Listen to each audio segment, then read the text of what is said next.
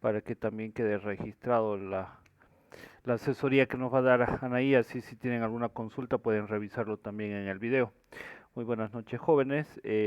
Como les iba comentando, vamos a tener la inducción por parte de Anaí, que es auxiliar de laboratorio tanto de la universidad como de la parte de la plataforma, y nos va a guiar un poco para el acceso a la plataforma de Moodle, que es la que nos ofrece la universidad, para poder compartir el material. Así que ahora los dejo con Anaí, es dueña también de la pantalla, puede compartir para podernos dar la inducción correspondiente.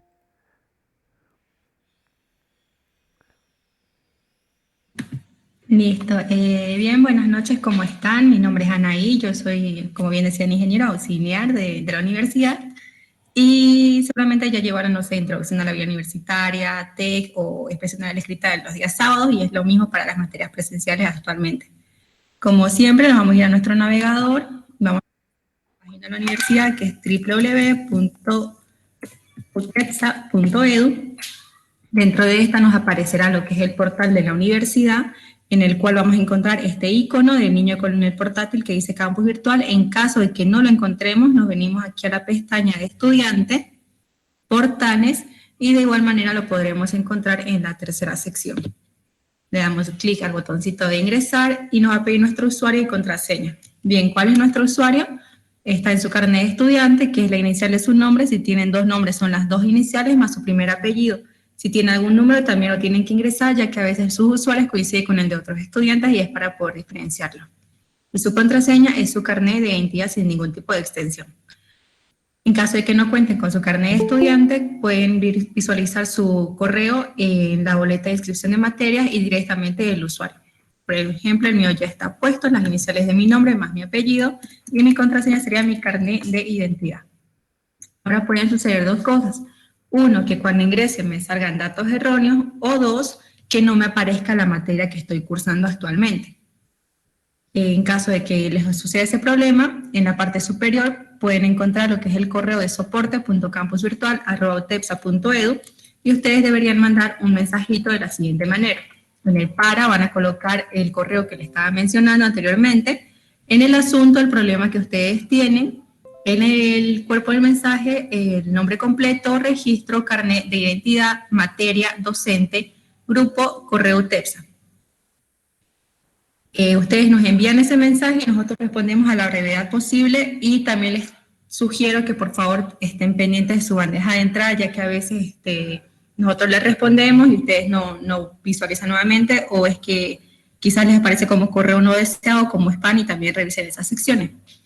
Por ejemplo, yo ahorita estoy cursando lo que es lenguajes formales y autómatas, voy a ingresar y lo primero que voy a poder ver es la pestaña de estudiantes, que me aparece el nombre de la materia, un poquito más abajo, de igual manera, la asignatura, la sigla, y si tuviese algún prerequisito, en este caso es algoritmo de complejidad. Después tenemos el aporte de la asignatura, el perfil profesional, el objetivo de la asignatura, la agenda del curso, que es la manera que van a trabajar con las actividades, evidencias del conocimiento, que sería el modelo del documento de su proyecto, estrategias de evaluación, que sería la ponderación de todo lo que van a avanzar, el contenido temático, todo lo que van a ver a lo largo del módulo. Y al final podemos ver lo que es la bibliografía. En este caso mi docente no subió, pero si lo subió, pues lo pueden visualizar en ese apartado, y los avisos. La estructura de los temas es la misma. El título de la unidad, el objetivo de dicha unidad y los recursos, que son los archivos PDF, enlaces de videos, de páginas web, y las actividades, que son tareas, foros, cuestionarios, etc. No sé si alguien tiene alguna duda.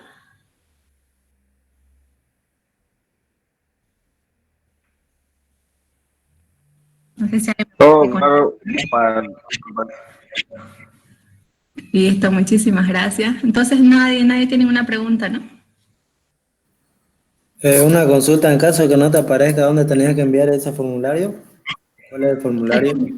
Aquí en la parte superior te aparece el correíto, soporte.campusvirtual@utepsa.edu. De igual manera, el ingeniero tiene ya esta imagen del correíto y se las puede pasar por WhatsApp a ustedes. Bueno, gracias. No le sacas una capturita y ya. Listo, ya se los mandé al correo. Le digo al grupo de WhatsApp. Listo. ¿Alguna otra pregunta?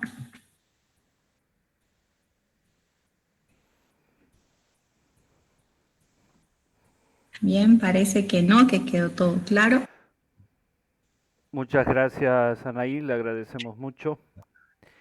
Listo. De Cualquier cosa nada. igual yo la voy a estar molestando, por favor, si es que surge alguna duda.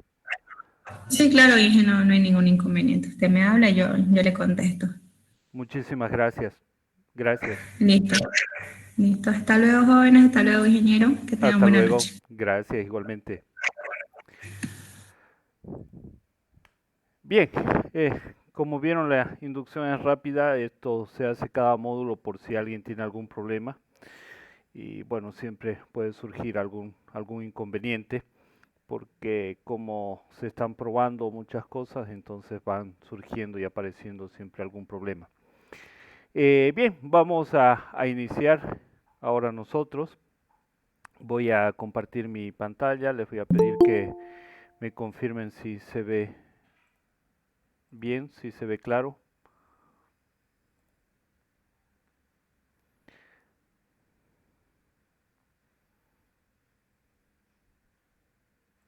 Sí, Sí se ve. perfecto. Ahora ya no. ¿No la pueden ver? ¿Ahora qué Sí, se tal? ve ahí. Sí, se Ahora ve. sí, ahora sí. Ahora Perfecto. sí. Magnífico, entonces. A ver, alguien más está intentando ingresar. Perfecto.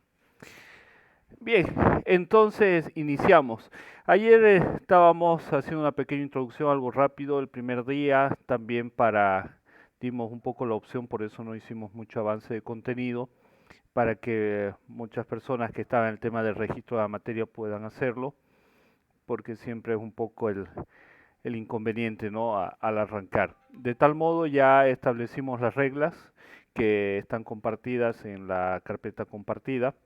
Hoy día voy a volver a reenviar los enlaces para que todos puedan tenerlos, incluido el enlace del video de la sesión de ayer.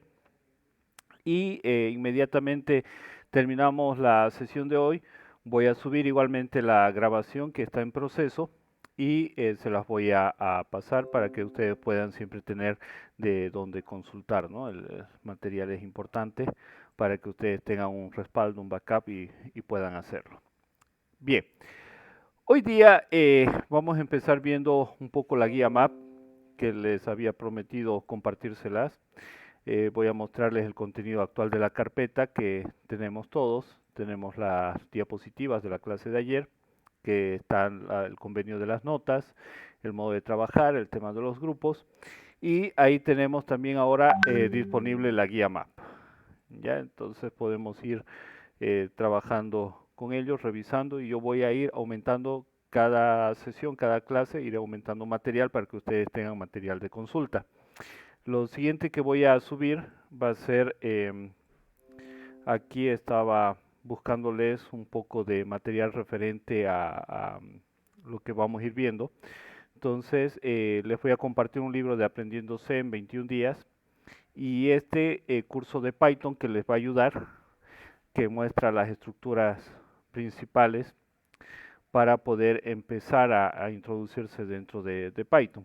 Es un libro bastante completo, en realidad es un libro digital que nos va hablando de los diferentes elementos, inclusive nos habla de la línea de comandos, instalación, pero para ustedes yo les voy a preparar, les estoy preparando los videos.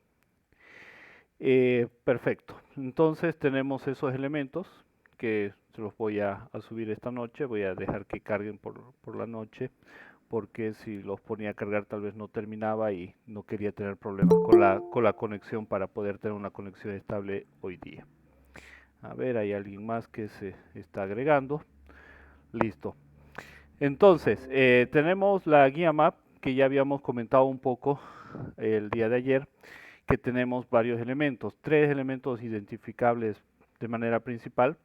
El primero al cual le vamos a tomar bastante importancia es a la parte de los objetivos y la parte del contenido, la estructura temática, que habíamos visto ya en la plataforma, a un poco de esta estructura. como introducción, ¿no? Aquí voy a ingresar. Oh, no debería ser este, pero ahí está, no, ya no puedo.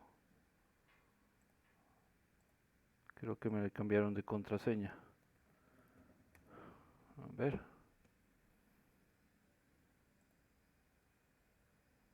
Ahí está. Bien. Permítanme que alguien más está accediendo. Disculpen. Listo. Entonces tenemos algoritmos y programación. A ustedes les sale un poco diferente esta página, que como les había comentado por el tema de que yo tengo las otras materias y ustedes tienen su propio contenido. Aquí está el contenido mínimo, contenido temático que habíamos visto que estaba en 5 unidades. Vamos a comparar ahora con la guía MAP, que tenemos las 5 unidades, es lo mismo. Ya habíamos explicado un poco de cómo íbamos a proceder con el avance. Acá íbamos a tener una preunidad 1, que empezamos hoy día con un recuerdo, una rememoración de todo lo que fuimos aprendiendo en ciencias de la computación, las estructuras selectivas, secuencial, condicional, repetitivas. Todo este recuento, toda esta memoria que vamos a hacer, la vamos a trabajar tanto en C++, la vamos a trabajar un poco en Scratch y la vamos a trabajar también en Python para poder tener varias alternativas y acostumbrarnos a pensar de que el algoritmo, voy a insistir mucho en esto, el algoritmo no es equivalente a la programación. ¿Ya? Entonces, codificación de algoritmos, tenemos la declaración e invocación de los métodos, sobrecarga de métodos, vamos a empezar con las clases y objetos, lo que es el UML, los tipos de datos, vamos a ver los arreglos, cadenas y las estructuras. Esto es muy interesante verlo en lenguaje C++ porque podemos manejar la memoria. Tenemos los archivos de texto, el código ASCII. Recordemos un poco ahí lo que son las unidades de medida de la información. Tenemos los bits, los bytes, kbytes. Pregunta, ¿de cuánto en cuánto va creciendo la información? ¿Cuál es el factor de conversión? Empieza con un bit, luego sigue a un byte y luego ese 1024 categóricamente subiendo, megabyte, kbyte, gigabyte, terabyte y así. Perfecto, correcto, Josué, muchísimas gracias. Josué, ¿verdad? Sí, así es. Perfecto, gracias. Entonces tenemos ahí las medidas de la información. Habíamos tocado el ejemplo ayer de cuando vamos a comprar un USB, una flash memory al chiriguano y nos llevamos la sorpresa de que no tiene la misma capacidad que nosotros hemos comprado, ¿no? Y está el tema del factor de transformación. Por eso es importante manejar los estándares. La información en realidad todavía no se ha estandarizado como medida, porque el kilobyte, en realidad algunos autores mantienen de que debería ser un múltiplo de 1000. Sin embargo, hay otros que indican que no. Y aquí hay una pequeña pelea en eso. Y sacan una nueva medida, digamos, un nuevo estándar, ¿ya? Que vamos a verlo más adelante, un poco ahora los voy introduciendo, para que podamos ver, ¿no? Y esto va a ser un tema de investigación, por eso yo no me voy a adelantar más en ese tema. Entonces, las medidas de almacenamiento son aquellas que nos permiten tener cierto estándar, en este caso por convención, para manejar, para saber administrar lo que es el almacenamiento de las computadoras. Y ahí tocamos el tema de la diferencia existente al hablar de informática, ¿no? Habíamos dicho que informática es el tratamiento automático de la información. Pero cuando hablamos de tratamiento automático de la información, nos surge también la pregunta de si hay diferencia entre un ingeniero de sistemas y un ingeniero informático. Y les pregunto, ¿ustedes creen que hay diferencia entre un ingeniero de sistemas y un ingeniero informático?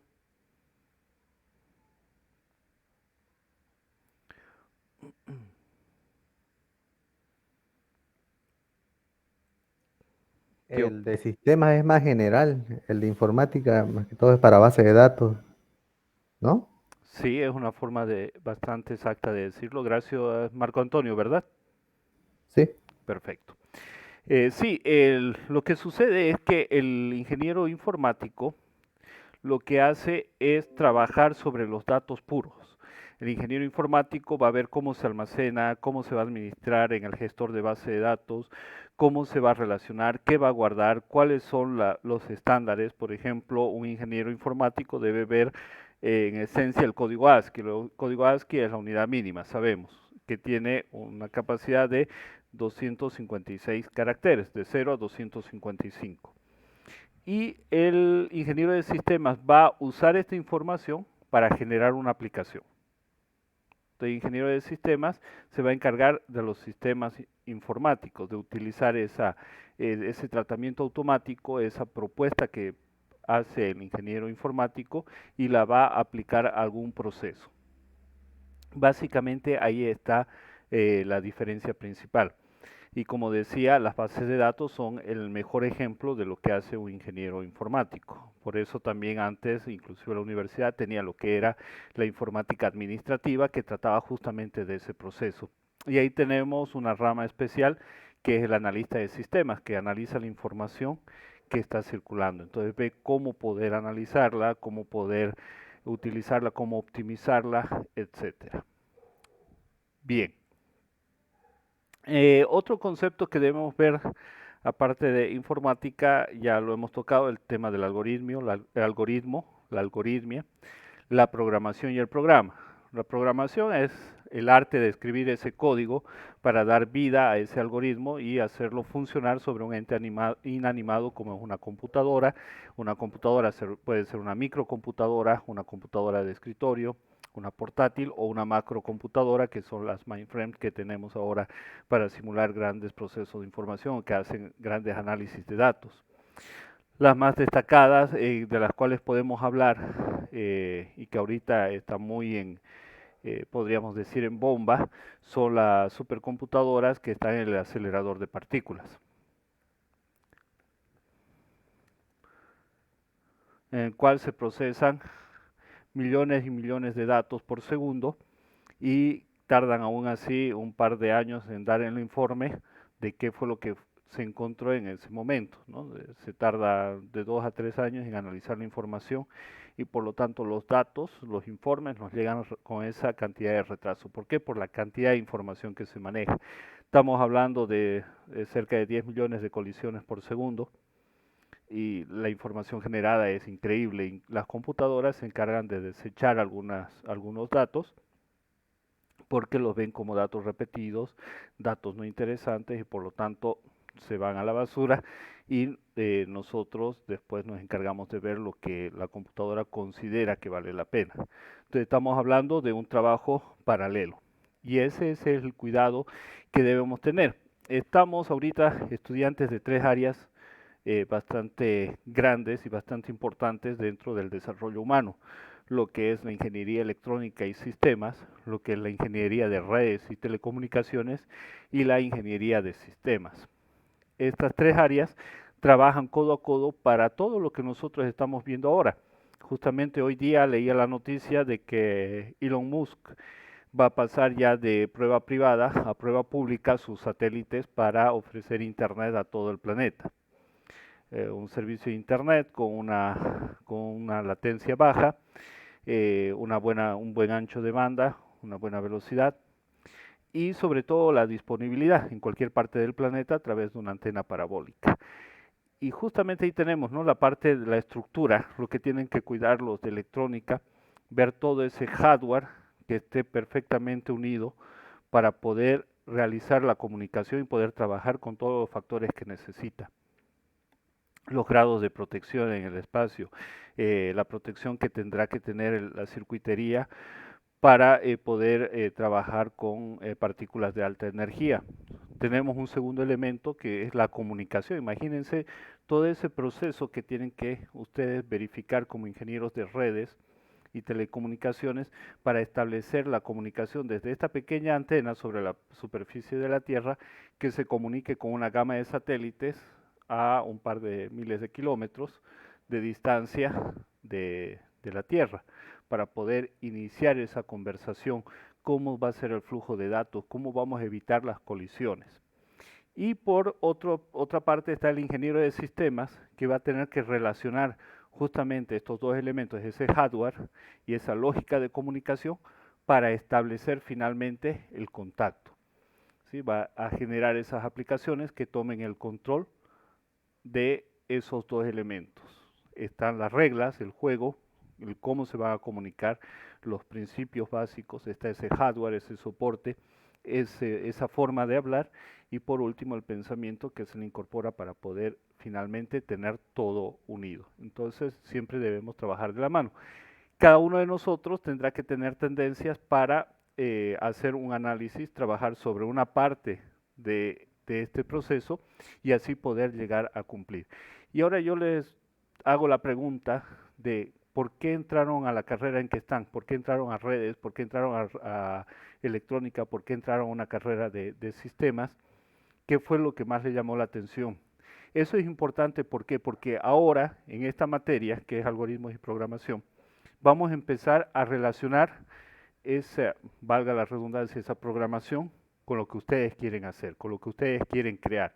Van a unir su mundo, su decisión que tomaron para estudiar esa carrera, y lo van a unir con la programación para poder darle vida, crear algo nuevo, algo novedoso. Y ese es el proyecto de fin de materia que tenemos que realizar. Empezaremos evidentemente con proyectos sencillos. Un ejemplo que me gusta poner mucho es el tema de domótica, donde no solamente tenemos que decir, ah, sí, vamos a poner un Arduino y lo vamos a hacer que se enciendan las luces automáticamente y se abra la puerta. Tenemos que ver más allá.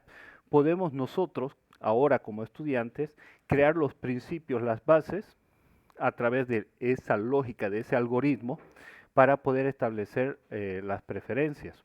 Por ejemplo, hacer un algoritmo para que la toma de decisiones del encendido de luces sea automática y bajo ciertas condiciones.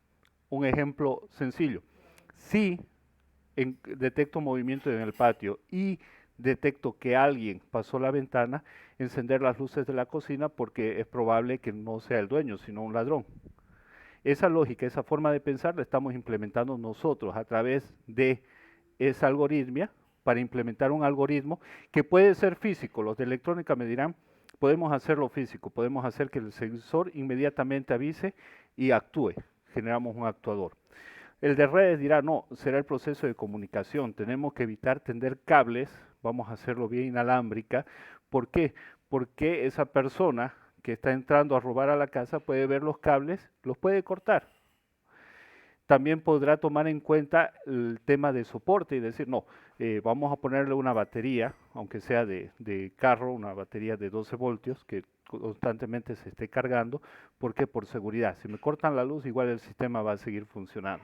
Entonces, fíjense cómo de un ejemplo sencillo de abrir una puerta, encender una luz y ver una ventana, estamos generando un pensamiento, una algoritmia bastante compleja para generar finalmente un algoritmo que nos resuelva ese problema. Y ese procedimiento es el que debemos seguir para cualquier problema que nosotros hagamos, trabajemos dentro de la materia. Bien, el siguiente elemento es la validación de aplicaciones. ¿Realmente lo que estamos haciendo funciona? Y hablamos de las entradas de datos. ¿Qué información necesitamos? Necesitamos entender el entorno, tomar las relaciones, ver, tenemos una ventana, tenemos una puerta, tenemos un patio donde pueden caminar las personas, que podemos detectar el movimiento. Tenemos una puerta principal, tenemos las bardas. Entonces empezamos a analizar todos los elementos que nos rodean para poder tomar los datos de entrada que necesitamos, transformarlos a través de ese algoritmo y entregar una respuesta que es la solución al problema. Nuevamente hablamos del entorno, el método de resolución y la respuesta que tendremos. Y ahí es donde vamos a ver el proceso mismo. Una aplicación que me gusta mucho manejar es Draw.io para hacer algunos diagramitas. Aquí vamos a trabajar también el UML más adelante. Por el momento vamos a trabajar con lo que son los diagramas de flujo. Los diagramas de flujo, ya lo han visto anteriormente, nos permiten mostrar de una manera gráfica en un solo pantallazo, en una sola mirada, el proceso, la secuencia de pasos que se van a seguir, qué datos entrarán, cuáles van a ser los datos que saldrán de nuestro algoritmo para poderlo procesar. Entonces tenemos diferentes herramientas, tenemos Visio, tenemos esta que se llama Draw.io, tenemos Lucidchart, tenemos una serie de herramientas que dependiendo de las condiciones que nosotros tenemos podemos irlas utilizando. Entonces ahí tenemos una herramienta para diagramas, aquí tenemos todo tipo de diagramas. Podemos aumentar, tenemos por ejemplo puertas, tenemos UML, modelo de entidad-relación, diagramas de flujo, diagramas básicos y podemos agregar, por ejemplo, para los de redes tenemos algunos elementos, para los de electrónica también, por ejemplo aquí podemos ver el tema de Cisco, podemos ver computación en la nube, SUR, podemos ver algunos diseños de símbolos propios de IBM, analítica, aplicaciones, etcétera. Podemos ver también diagramas eléctricos para hacer algunos diseños sencillos. Entonces, una herramienta con bastante potencial para poderla también aplicar dentro del el día a día de nuestras carreras. Bien, lo que hoy día vamos a tocar, vamos a tomar, es un libro que algunos ya lo deben conocer, que es este libro de algoritmos. Ya se los estoy subiendo en este momento a la carpeta compartida para que puedan tenerlo disponible. Y vamos a ver algunos ejemplos, ¿sí? Y vamos a resolver otros. Hoy día vamos a intentar de aquí en adelante hacer un poco dinámico el tema de la resolución de los problemas. Vamos a recordar, tenemos el algoritmo es la forma de resolver el problema, y por otro lado tenemos el programa, la programación y el programa. Les había comentado que vamos a utilizar Singhai. Singhai es un IDE de desarrollo de C y C++, muy liviano. Ayer les pasé también el enlace, hoy día les voy a mostrar cómo podemos instalarlo para que ustedes puedan utilizarlo para algunos ejemplos.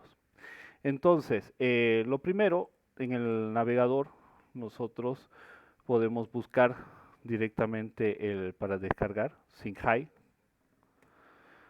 Como les decía, me agrada bastante porque es bastante liviano. Van a ver que la descarga es poca. Nos vamos aquí, Singhai para Windows. Y tenemos el portable para poderlo inclusive tener en una USB y llevarlo a cualquier máquina y poder practicar. Es bastante cómodo. Y el instalador propio de Windows. Nosotros vamos a, en este caso, descargar el instalador para Windows, que solamente pesa 36 megas. Yo voy a pasarles el enlace por el chat de Meet para que puedan acceder y puedan ir instalando en paralelo los que tengan la oportunidad. Descargamos el instalador y aquí tenemos la clásica página que nos aparece frecuentemente, ¿no? La página para descargas gratuitas. Tengo habilitado aquí para descargar en español y bueno, la traducción, perdón. Aquí está ya el enlace automáticamente para poder descargar. Descargo. Fíjense, es bastante liviano. En mi caso está siendo bastante rápida la descarga. Yo voy a cerrar aquí lo que he abierto.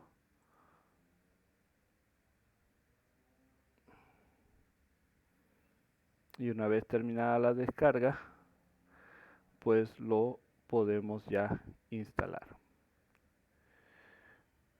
Perfecto.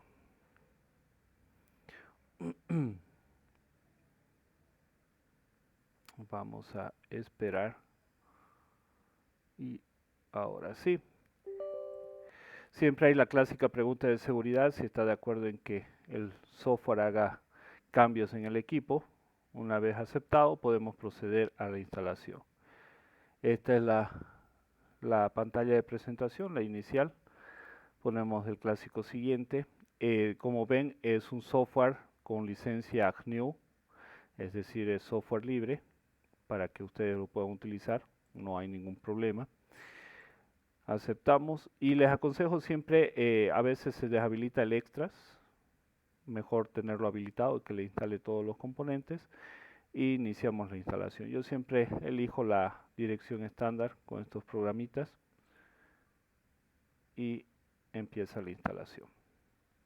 La instalación van a ver que no tarda mucho y vamos a aprovechar este pequeño tiempito para comentarles de que después de usar Google Meet, la próxima semana vamos a utilizar también lo que es Jitsi. ¿Ya? ¿Alguna pregunta? Diga. ¿Lo ponemos en inglés o en español? Les aconsejo que en español por el tema del entorno, porque el resto va a ser el trabajo en inglés. Y el entorno, el IDE mismo, tiene bastante buena la traducción, mantiene en inglés los términos que son necesarios comprenderlos en inglés, por lo tanto, si no están muy acostumbrados, es bueno ponerlo en español. Tiene esa ventaja este pequeño software.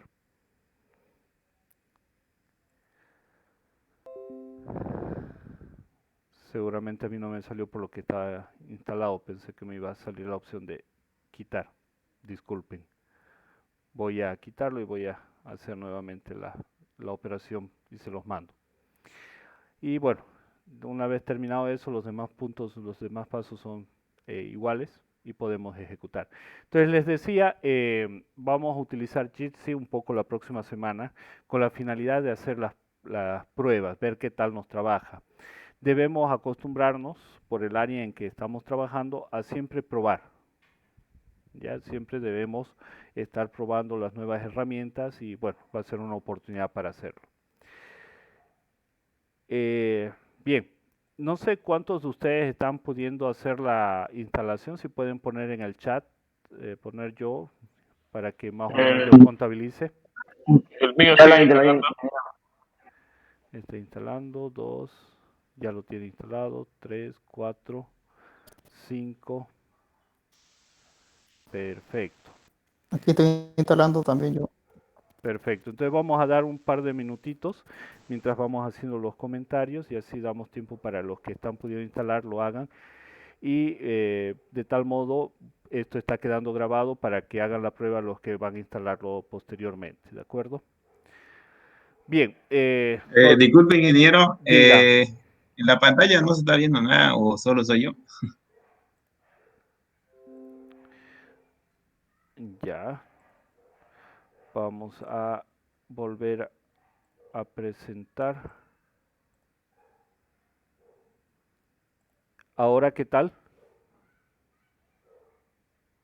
Ahora sí. Perfecto. Gracias por avisarme. Perfecto, entonces. Bien, seguimos entonces, les decía, vamos a utilizar Jitsi como para hacer los encuentros, las sesiones. Vamos a ver qué tal nos resulta. Sí, es bastante liviano, tiene buenas bondades, también igual que el Google Meet. Y también el tema de que es libre y no hay un límite de tiempo. Ahorita Meet no nos va a dejar a medias porque en teoría está habilitado para 3 horas. Así que no deberíamos tener ningún inconveniente. Pero para otras opciones, para otros temas de trabajo, para otros temas de que ustedes necesiten, podemos probarlo y así tener alternativas. Bien, Singhai es un IDE de desarrollo bastante rústico, bastante clásico. Como ven, tiene el clásico menú en la parte superior, el menú de acceso rápido en segunda instancia y luego tenemos la pantalla de trabajo, ¿no? El entorno de trabajo donde podemos crear los proyectos. Nosotros por el momento no vamos a trabajarlo como proyecto, vamos a crear como un programa simple para hacer las pruebas. Y vamos a trabajar con lo que es un C++ en blanco. Aprovecho para comentarles el tema de los estándares. Durante la evolución de todos los lenguajes de programación se van sacando las actualizaciones. Lastimosamente por un tema de palabras reservadas, por un tema de compatibilidad, no se puede mantener una compatibilidad hacia atrás. muchas de estas cosas se tienen que eliminar para compatibilidad. Uno de los que tiene una mayor incidencia en ese tema es Python. Por eso, si nosotros escribimos un programita en un Python en la versión 3, no va a ser compatible con la versión 2.6, porque cambian las palabras reservadas, cambia la misma estructura del intérprete, y lo mismo ha venido sucediendo con otros lenguajes, como es el lenguaje C++. Tenemos el estándar 98, y de ahí tenemos una serie de actualizaciones, como la del 2011-14, y hay una actualización última que se ha hecho, que inició el proceso de actualización en el 2017, y recién se ha lanzado legalmente al mercado. Ya, entonces ahí podemos a veces tener un problema de que alguna instrucción, algún elemento no nos funciona, la declaración de alguna variable no nos está trabajando bien, alguna instrucción que había funcionado en alguno otro de los estándares no nos trabaje como nosotros sabíamos que debería trabajar. Hay que tener entonces bastante cuidado con el tema de los estándares. Y como les digo, sobre todo cuando estemos con Python, ese detalle es muy importante. En el tema de los gestores de base de datos también hay bastante problema de compatibilidad, ¿no? del acceso hacia atrás, y hay que tenerlo en cuenta, hay que tener cuidado. Vamos a nosotros manejar el estándar C++ en blanco para poder trabajar sin estándar, es decir, el más puro. A muchas de las funcionalidades de las instrucciones no trabajan como nosotros conocemos que trabajan, porque es el más rústico, como les digo. En este caso, para poder hacer programación estructurada en C++, nosotros agregamos esta línea, el famoso Using Namespace estándar, librería estándar, que nos permite trabajar como si estuviéramos codificando un programa bajo el paradigma estructurado, y no utilizar los objetos, no llamar a los objetos que contienen los métodos, y eso nos hace aparentar una programación estructurada en el lenguaje C++. Y eso pasa con el IDE de Arduino.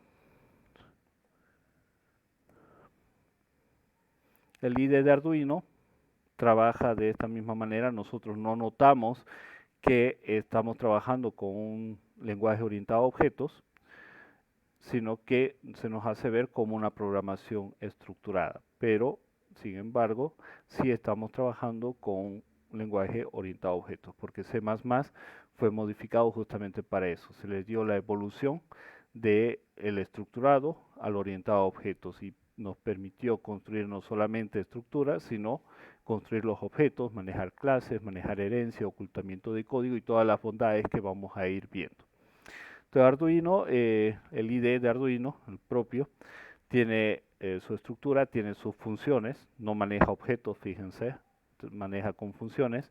Tenemos dos funciones básicas, la de setup, que es para la configuración, y loop, que es lo que se va a ir repitiendo en cada iteración, ¿no? Es lo que va a ser el proceso de automatización.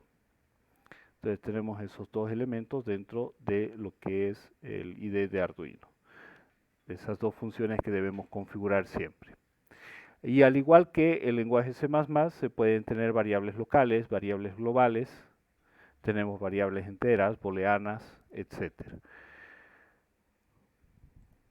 Bueno, vámonos a hacer algunos ejemplos, vamos a ir recordando un poco a nivel global todo lo que son las estructuras, para poder seguir en el avance. Entonces, nosotros tenemos las dos partes básicamente, una parte global y una parte local. La local es dentro de la función, y la global que nos sirve para cualquier función. Y tenemos un tercer elemento que es propio de la estructura, la llamamos el elemento de estructurar. Por ejemplo, si hacemos un ciclo for, en el cual nosotros debemos tener una variable para el conteo. Sin embargo, perdón, esta variable podemos declararla dentro de esta estructura, ¿sí? Int i, por ejemplo, que tome, perdón, voy a poner mi teclado en inglés. Int i, que toma el valor de 0, mientras i sea menor a 11, ¿qué vamos a hacer? Vamos a dar pequeños saltos de 1 en 1. ¿Y qué vamos a hacer? Vamos a mostrar el valor de i y vamos a concatenar un pequeño salto de línea para que nos salga elegante. Si ejecutamos este código, ¿cuántas veces se va a realizar la impresión del valor de i? 11.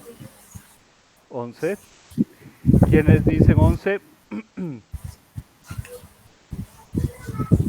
¿Cuántos tenemos?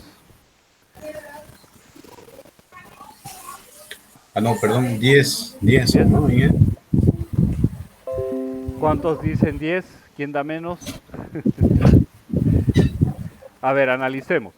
Estamos inicializando el valor en 0. Hemos dicho que el 0 también se cuenta. Y vamos a repetir tantas veces como sea necesario y el valor de i esté en un punto anterior al 11. Es decir, que el último número que debería poder gestionar debería ser el número 10. Por lo tanto, empezamos en 0, 1, 2, 3, 4, 5, 6, 7, 8, 9 y 10. Por lo tanto, la primera respuesta era la correcta. Deberíamos tener 11 valores. Vamos a ejecutar.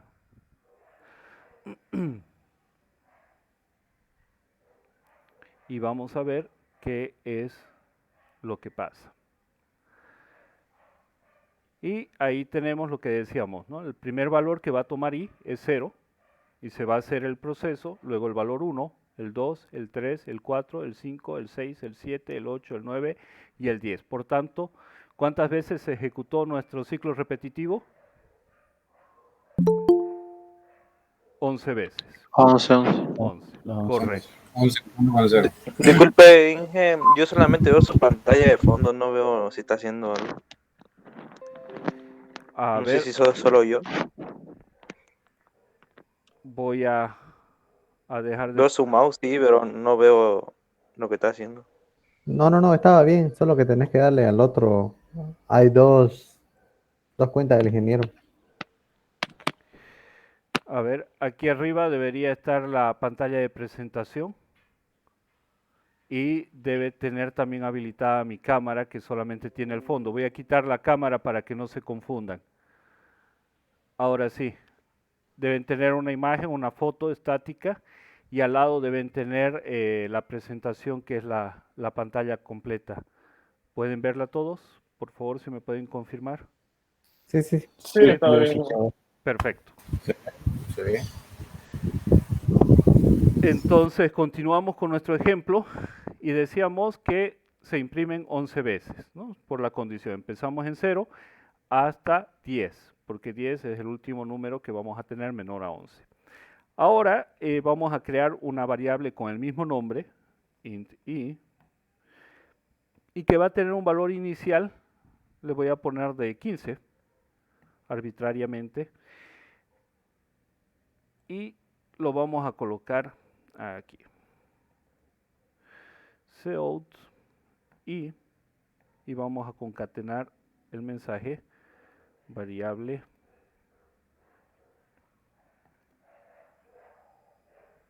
local.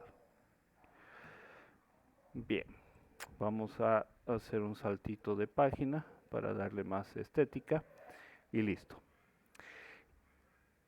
¿Cuántas veces se va a repetir este mensaje de variable local?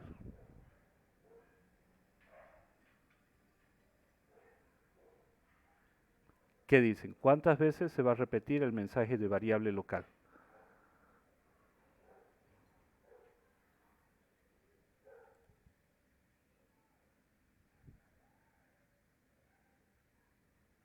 ¿15 veces, ingeniero?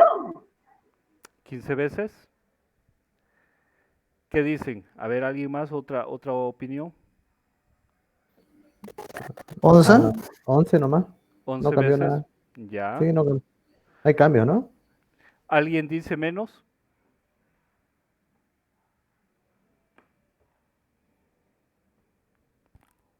Ah, no, no, no.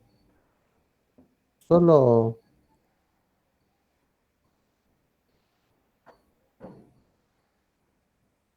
Este mensaje de aquí. ¿Cuántas veces se nos va a repetir? Aunque yo lo ponga aquí, por ejemplo, ¿cuántas veces se va a repetir? ¿Qué dicen? Solo una vez. Solo una vez. ¿Quién dice solo una vez? A ver. Ok, se desanimó. Luzber fue. Eh, ¿Más de 11 veces, ingeniero, Más de tal vez? 11. Más de 11. Ya, entonces tenemos menos de 11, tenemos 11 veces y tenemos más de 11. Lo vamos a ejecutar y vamos a ver la respuesta. Tenemos Tiene que ser menor que... Y ahí lo tenemos. Tenemos que tener cuidado con las estructuras y con los símbolos. Tenemos palabras reservadas en todos los lenguajes de programación, ya sea Java, ya sea C, ya sea C++, ya sea Python, que nos permiten tener el inicio y el final de la estructura, ¿ya? Todo algoritmo que desarrollemos, y un algoritmo puede ser solo una estructura repetitiva, tiene su inicio y su fin.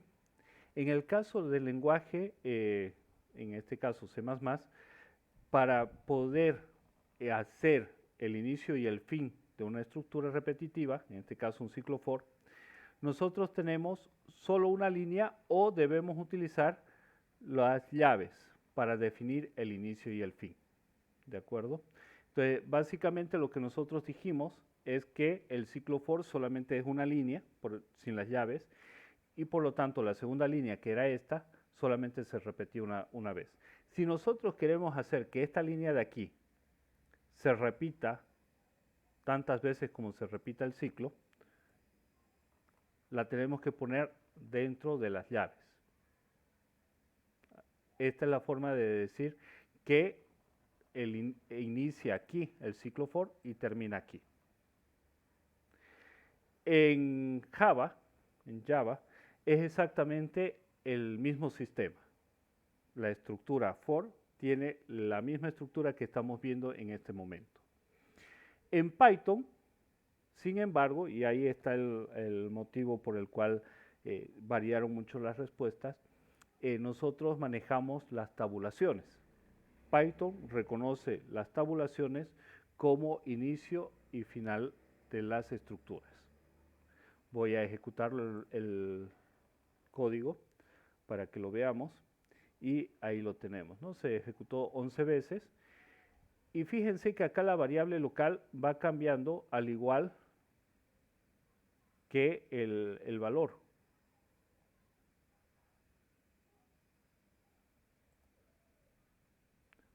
Eso es debido a que nosotros estamos incorporándolo dentro de la estructura. Así que esta I ahora fue reconocida como parte de la estructura for. Por lo tanto, esta I es la I de la estructura y ya no la I local de la función.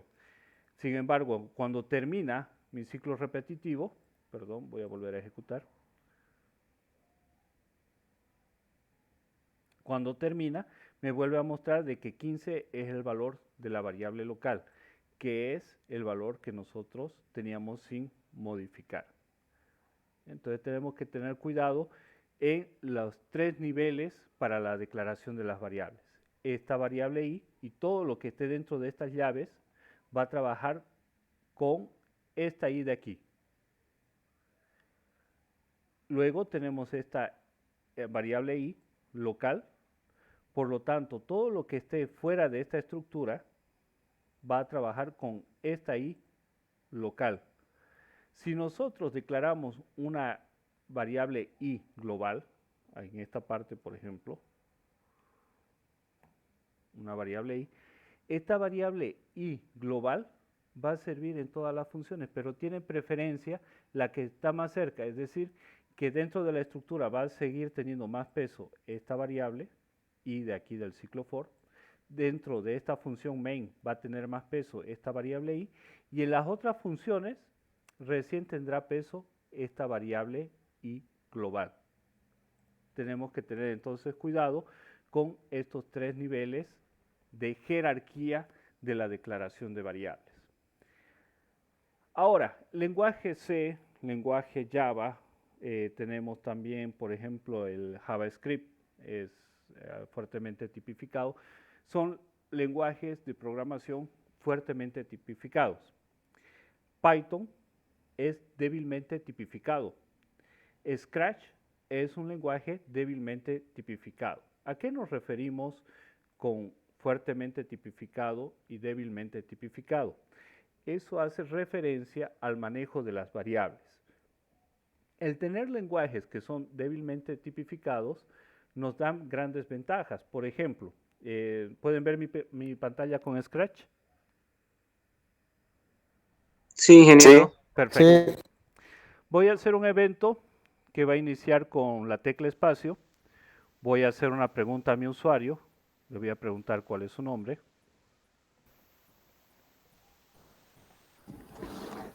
La respuesta la voy a almacenar en una variable. Voy a crear una variable, la voy a llamar nombre. Y no tengo cómo darle el tipo de dato, ¿no es cierto?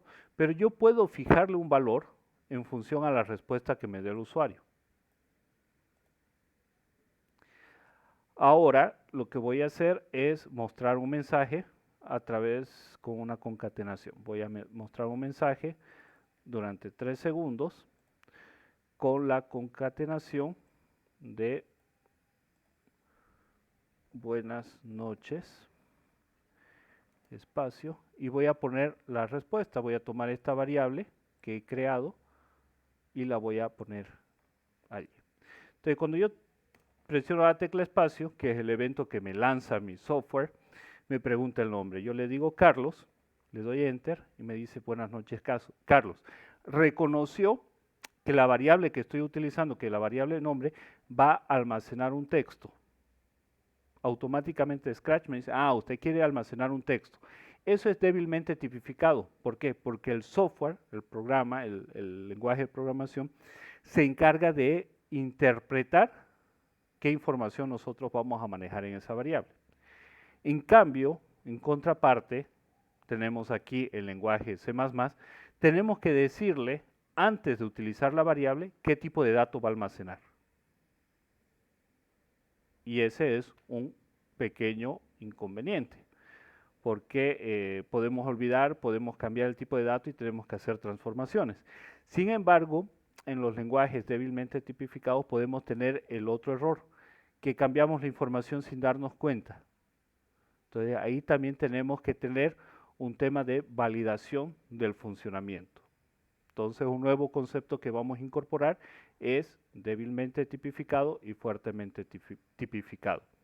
Normalmente los lenguajes de más alto nivel, como son Python, que es de bastante alto nivel, lo que hacen es ser lenguajes débilmente tipificados. ¿Por qué? Porque facilitan la vida al programador, al desarrollador.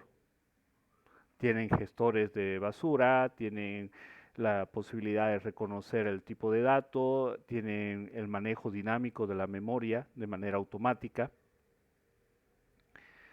etcétera, etcétera. Entonces, esas son las bondades. Por ejemplo, aquí en Scratch, yo puedo crear una lista con solamente darle el nombre. Ingeniero, Diga. no sé, no veo, no sé, esa pantalla aparece, si no me equivoco. Se ve, se ve, se ve. ¿Se ve? Ya. Entonces Sí, te tuvo está algún equivocado. problema de su máquina. Tal vez se cambió de pantalla y verifique, por favor. Sí, gracias, ingeniero, porque venga la verdad. Ya, perfecto. Nosotros entonces les decía, podemos crear una cadena con simplemente darle el nombre. Lo mismo pasa en lenguajes como Python. Voy a abrir el IDE de Python. IDLE Python. Ahí está. Perdón que va a tardar un poquito en abrirlo.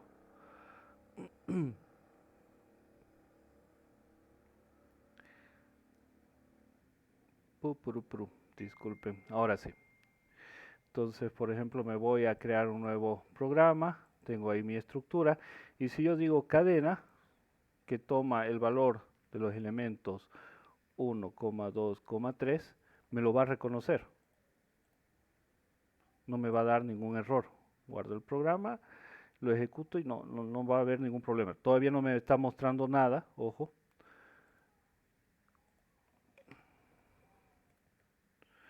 Pero vamos a ver que no hay ningún problema, no hay ningún error.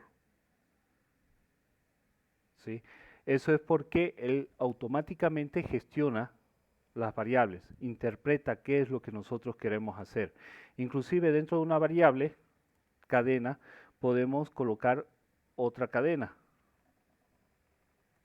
y lo va a reconocer sin ningún problema.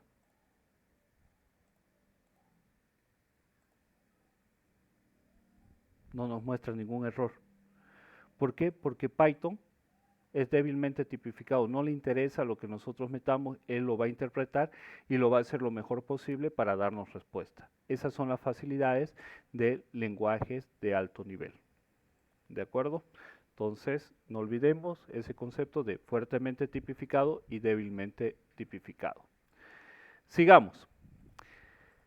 Tenemos entonces las estructuras repetitivas, el ciclo for, que es un ciclo muy utilizado en Python, por ejemplo, dice, no, el ciclo for es el mejor, por lo tanto también nosotros vamos a hacer con condiciones el ciclo for y lo interpreta de una manera diferente, lo vamos a hacer más adelante el ejemplo, y arranca con ese elemento. Ahora tenemos los ciclos también repetitivos como el while, el do while y tenemos los selectivos. Por ejemplo, puedo preguntar si y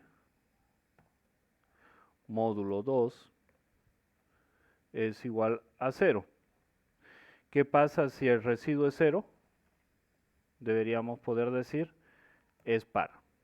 Cout y es par. Si no, cout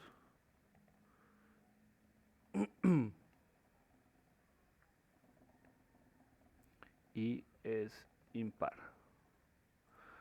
Vamos a ejecutar y nos dice que i es impar. Si yo le modifico y pongo un 14 y vuelvo a ejecutar, me va a decir que i es par. Lo tenemos correcto. Entonces, esta es una estructura selectiva que tiene el sí y también el camino si es que no se cumple la instrucción. Nosotros podríamos tener estructuras condicionales solamente por sí y que no exista un si no. Si no pasa, continúa. Si es verdad, hace esa línea o esa porción de código. Eso es lo que pasa en Arduino. Los de electrónica aquí tienen una gran ventaja que ya han ido viendo el tema de automatización. ¿Qué pasa si nosotros queremos automatizar las luces? Por ejemplo, tenemos las fotocélulas que vemos en los postes de alumbrado público y eso constantemente está revisando, es un circuito, pero imaginemos ahora cuál es la lógica de programación, cuál es el algoritmo de funcionamiento. Y pensamos, si es que no hay sol, se enciende. Si hay sol, se apaga. ¿Cuándo se enciende el foco? Cuando oscurece. ¿Cuándo se apaga el foco? Cuando amanece. Perfecto. La lógica es sencilla. Pero ¿qué pasa? Ese sensor tiene que estar todo el tiempo revisando. ¿Hasta cuándo? Hasta que se cumple la condición. Entonces, si se cumple la condición, entonces encendemos el foco. Si no se cumple, sigue revisando. Luego preguntamos si se cumple la condición de que está amaneciendo, se apaga. Si no, sigue revisando. Y siempre se va a hacer las dos preguntas. Vamos a imaginar que estamos en ello, ¿ya? Y voy a agarrar y vamos a aprender un truco más. Vamos a buscar la función randómica en C++. La función randómica, la función rand en realidad, es la que nos permite generar números aleatorios. ¿Qué quiere decir números aleatorios? Números que lo más parecido al comportamiento humano y al entorno que nosotros trabajamos, es decir, que se van a ir generando sin una aparente secuencia, aunque no es así, pero es más o menos la idea. Entonces tenemos la función rand. La función rand en realidad tiene que tener su función ctime para poder iniciar la semilla. Y tenemos, esta es la función que me permite iniciar la semilla. Toma la hora, el minuto, el segundo y las centésimas de segundo del reloj de la computadora, ejecuta un algoritmo y me genera una semilla. ¿Para qué? Para cada vez que yo genero un número pseudo aleatorio, me genera un número que no se parezca al anterior y más o menos verificando, por ejemplo, por el método de la chi cuadrada, podamos ver que sí son números que cumplen la condición de la aleatoriedad. Son, digamos, manejos matemáticos que se tienen. Entonces, vamos a añadir esta librería, que es la ctime, la librería de tiempo en lenguaje C. Luego vamos a añadir la función semilla, srand, y le decimos que el tiempo es 0, es decir, que inicie. Y luego vamos a hacer la prueba con la generación de rand, ¿sí? Para generar un número aleatorio entre dos bordes, tiene esta forma. Para generar un número randómico estándar, según su algoritmo, es simplemente esto. Entonces voy a borrar esto y vamos a trabajarlo de esta manera. Yo lo voy a ingeniero, diga. ¿se podría subir un poquito la resolución de la pantalla? Que se ve medio borroso, que no se ve bien. Ya, perfecto. ¿Cuál es la que no ve? ¿La que estoy haciendo el código o es que cuando ejecuto no se nota? Es el internet, compañero. Creo que es el internet. Sí, se nota con alta resolución lo del ingeniero, pero el compañero debe tener una velocidad baja, por eso no ve bien. Sí, de tal modo le he aumentado ahorita para el envío a la máxima, 720 píxeles.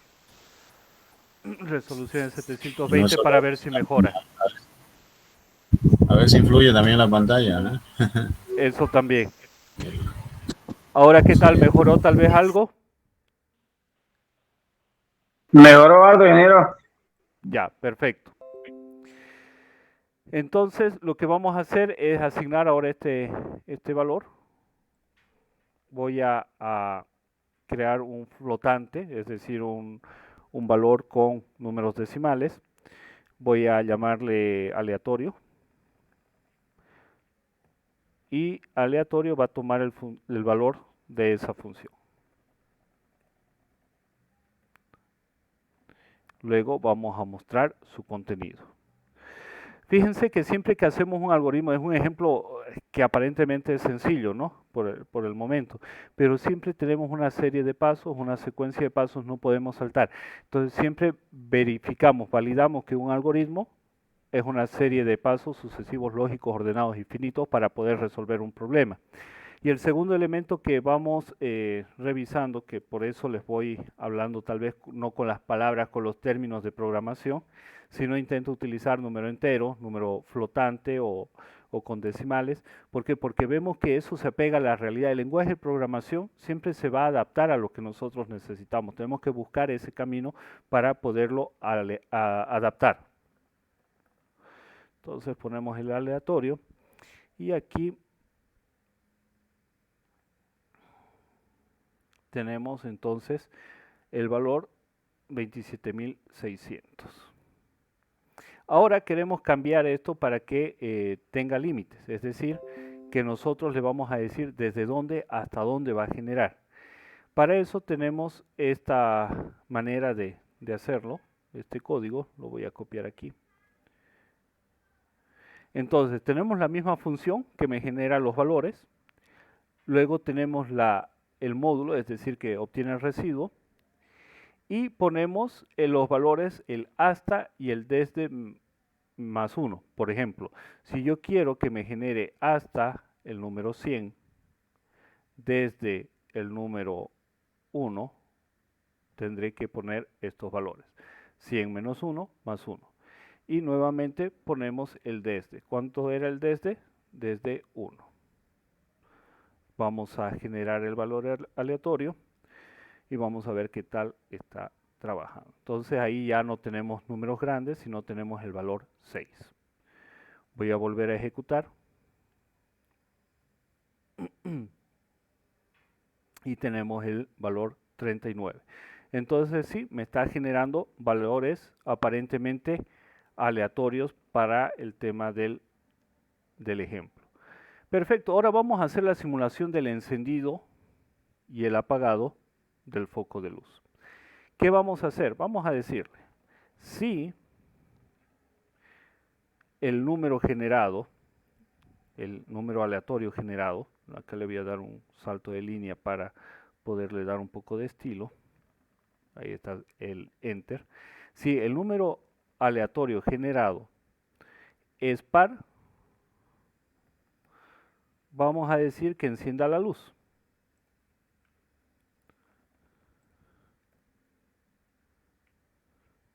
Lo voy a hacer con las llaves y vamos a poner solamente el mensaje cout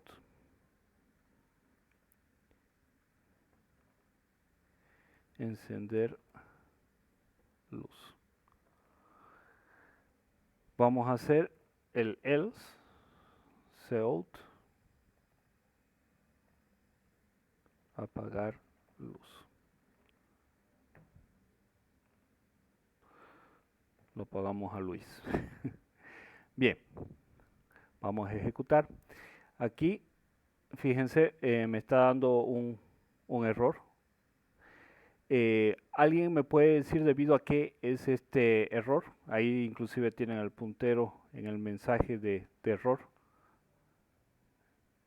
¿Alguien lo puede interpretar? Estamos tomando un elemento float y no se puede utilizar en una operación. Exacto. Entonces, el operador módulo trabaja siempre sobre números enteros, ¿ya? Nosotros tendríamos que decirle convertir este valor flotante en un valor entero o directamente tendríamos que declararlo como valor entero. Entonces, este es un problema, ya el ejemplo vale para el concepto que estábamos viendo de fuertemente y débilmente tipificado. En Python, si generamos un número aleatorio, no nos va a dar exactamente este problema si reconoce que estoy sumando dos valores. Me va a decir, ya, es un valor que necesita ser flotante y lo va a convertir. Claro que también yo puedo obligarlo a que convierta el valor. Pero en el caso del lenguaje C++, que es un lenguaje fuertemente tipificado, debo hacer sí o sí la conversión. Pero en Python no tienen la opción para ponerlo en modo para que no tenga ayuda, como ¿Me puede repetir su pregunta, por favor? o sea, para quitar el modo ayuda no tiene Python. ¿El módulo? No, es que prácticamente nos ayuda Python, ¿lo ves? Al omitir errores, pero no tiene opción para quitar eso. No, es parte de su misma estructura. Es parte de la misma estructura. Si nosotros estamos validando el software, podemos hacer que haga la conversión de tipos, igual que lo vamos a hacer en lenguaje C++. Pero si no lo hacemos, también nos lo va a aceptar. Y ese es un problema de todos los lenguajes que son débilmente tipificados. Ese es un riesgo que conlleva esa bondad de los lenguajes de programación. Y es uno de los elementos que tenemos que tener mucho cuidado. Es, digamos, parte de la naturaleza de Python aceptar esas posibilidades, que en realidad, si lo vemos en este caso, no es un error, porque podría ser flotante. Lo único que nos va a quedar ahora un número flotante y que si posteriormente lo queremos utilizar con la lógica de un valor entero, no va a funcionar, vamos a tener un pequeño problema, pero para finales del ejemplo no tendría ningún inconveniente. Jesús, ¿me escuchás? Ingeniero, una consulta. Sí, diga. ¿Cuál es la diferencia entre un flotante y un entero? Ingeniero, ¿va a explicar? Claro que sí. Un valor entero, como su nombre indica, tiene valores solamente enteros, sin decimal.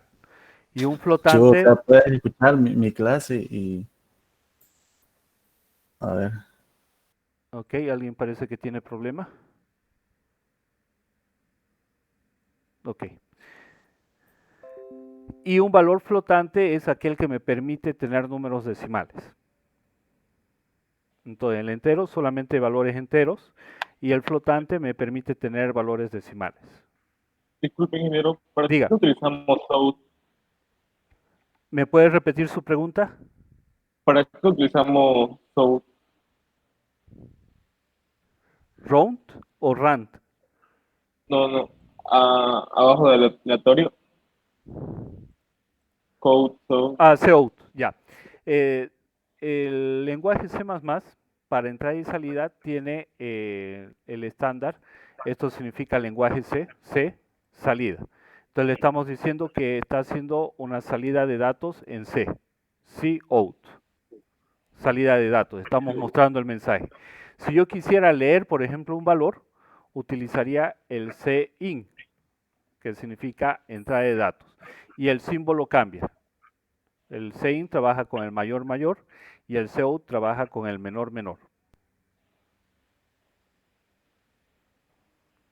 Ok, gracias. En el momento en que tengan alguna duda, como es esto o el tema de los tipos de datos, por favor háganla como lo han hecho con confianza para que podamos responder. Tal vez yo estoy omitiendo, algunos no han visto tal vez en ciencias de la computación en lenguaje C++ y es importante que resuelvan sus dudas. Así que por favor con confianza siempre pueden cortarme, no me voy a molestar por ello. Ya siempre vamos a intentar responder las dudas que tengan. Bien, sigamos entonces. Si yo quiero hacer el cambio aquí para que no me genere error el módulo es el operador que me entrega el residuo de mi división, yo necesito convertirlo a valor entero. Podría, por ejemplo, decir de que aleatorio también va a ser un valor entero. Van a ver, voy a ejecutar y ahora me ejecuta. Entonces me dice que el valor que me generó es el número 34 y por lo tanto debo encender la luz o me va a encender la luz. ¿Ya? Voy a volver a ejecutar. Vamos a ver si nos genera un impar.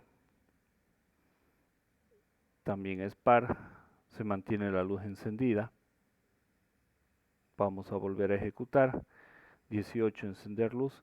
Fíjense que estamos haciendo una tarea repetitiva. Ahí está, impar, apagar luz. Si lo cerramos, podemos volver a ejecutar. Para eso tenemos las estructuras repetitivas. Por lo tanto, nosotros, ¿qué deberíamos repetir de todo este código?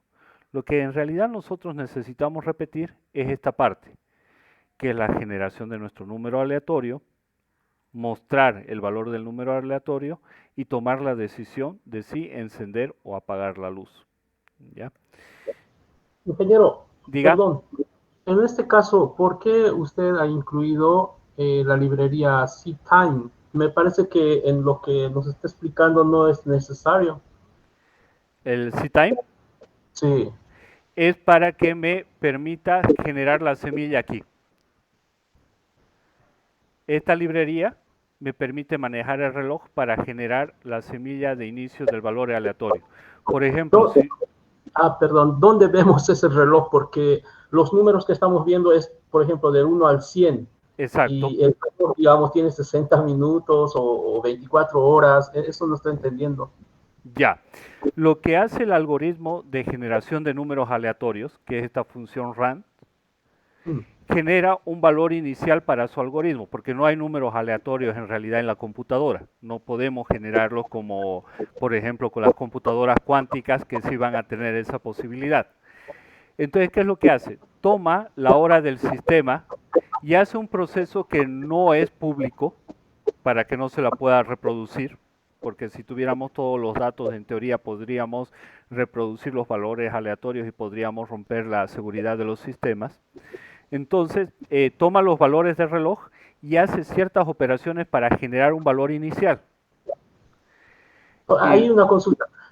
Sí, O diga. sea, lo que acabamos de ver es un número del reloj que está en el sistema. Por decir, ha salido 96. O sea, ¿qué hora es 96? No lo relaciona ya con la hora, solamente relaciona la hora al generar el primer valor, que es el valor que sirve de arranque para el algoritmo. Por ejemplo, para entenderlo un poco mejor, le pongo un ejemplo. Para poder ir de la universidad, no, para poder ir hasta la plaza central, necesitamos saber de dónde vamos a iniciar para poner el GPS. Entonces yo le daré, por ejemplo, mi ubicación actual. Esa ubicación actual es el valor del reloj. ¿Ya?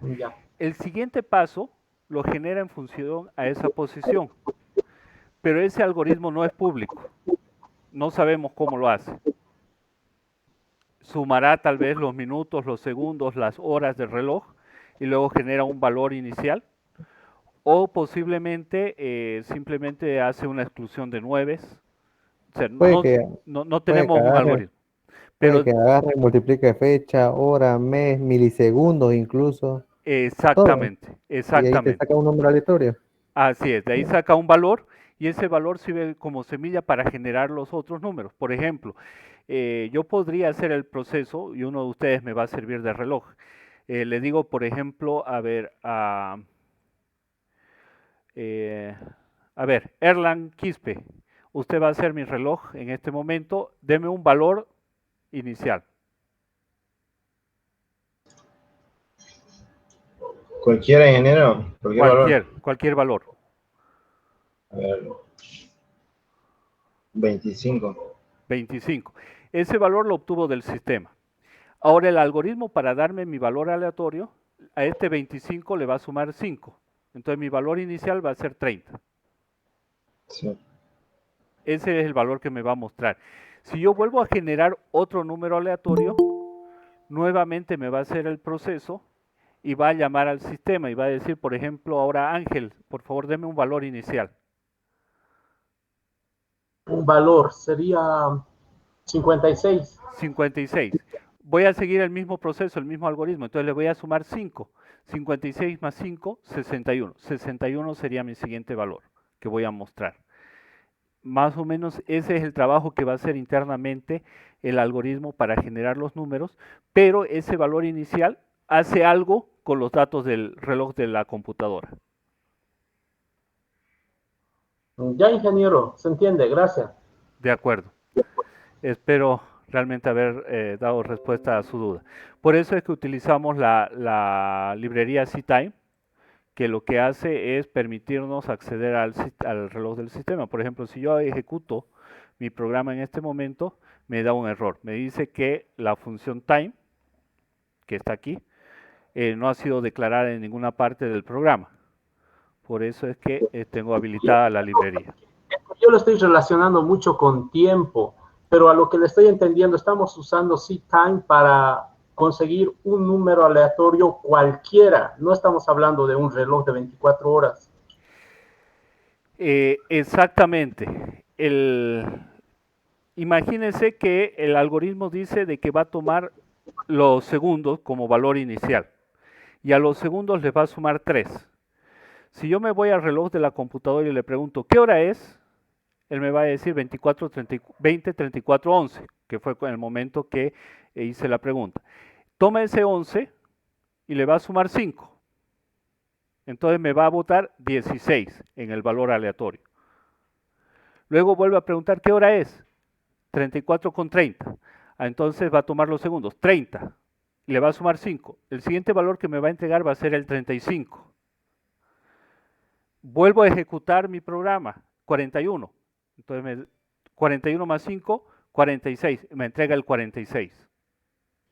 Solo te está dando un ejemplo nomás porque, o sea, la multiplicación o resta o suma no se la sabe porque... Exactamente, porque es algo secreto. Ajá. Por seguridad. Sí. Porque hasta milisegundos pueden estar implicados ahí. Exactamente, en realidad millonésimas, que es el reloj del sistema. Sí, correcto. Sí, gracias. Ya. Lo que pasa es que lo más aleatorio que tenemos a la mano en nuestro entorno es el reloj, porque el reloj todo el tiempo está en movimiento. Va a ser aleatorio durante 24 horas. Al día siguiente va a dejar de ser aleatorio porque se van a repetir exactamente las mismas horas durante 24 horas. Pero es lo más aleatorio que tenemos a la mano para poder tomar un valor de referencia y a ese hacerle algo para generar los valores que nosotros necesitamos. En ese tiempo, no sé si está incluido la fecha también, Inge. Porque si Debería, está con la fecha, no creo que sea repetitivo cada 24 horas. legalmente hay algunos algoritmos que la incluyen. Por ejemplo, el tema de la banca. Inclusive toma algunos otros valores de referencia. Son algoritmos que se pueden hacer, es la sobrecarga de los métodos que vamos a ver más adelante. Hay otros que son menos precisos para simulaciones estadísticas que nos permiten trabajar solamente con lo que es el valor de las horas, pero trabajando hasta la millonésima como que se nos hace bastante aleatorio, ¿no? Porque la cantidad de dígitos que se manejan es bastante grande. Luego sumará, dividirá, hará algo el programa para poder obtener el valor que nosotros deseamos. Y también hay muchas empresas que cuando desarrollan su software generan su propio generador de números aleatorios, hacen su propio algoritmo. Sí. Para poderlo hacer no estándar, sino que sea único dentro del mercado y así incrementar la seguridad. ¿Por qué? Porque nosotros utilizamos para hacer la criptografía, para hacer el cifrado de los datos, utilizamos los valores aleatorios. Entonces, por ejemplo, algunos para criptografía toman los números primos, otros toman valores de reloj, otros toman una serie de herramientas para poder mejorar la seguridad. Ese es el motivo, digamos, por el cual no hay un algoritmo único para saber cómo está trabajando esta función. Bien, no sé si hay alguna pregunta referente a esto.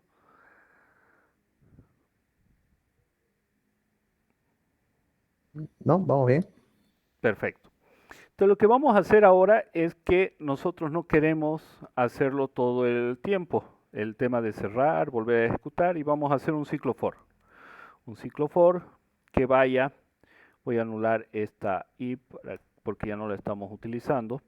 Le voy a decir que vamos a hacer un conteo desde un valor inicial de 0 hasta 100 conteos. Y vamos a ir caminando, vamos a ir incrementando de uno en uno. Por lo tanto, y más. La interpretación de la instrucción la hemos dado. Y la instrucción simplemente es for int i igual a 0 y menor a 100 y más. Si queremos ver la interpretación de código. Listo. Hacemos el inicio y el fin de mi estructura repetitiva. Este ciclo for se va a repetir 100 veces. ¿Qué cosas va a repetir? Este código que quedó dentro. Desde este inicio hasta este fin. Vamos a poner un comentario inclusive. Inicio de ciclo for. Y aquí ponemos final de ciclo for para poderlo tener más exacto. Vamos a hacer la interpretación línea a línea. Aquí le vamos a decir que genera un valor aleatorio entre 1 a 100. Aquí está. Luego muestra el valor.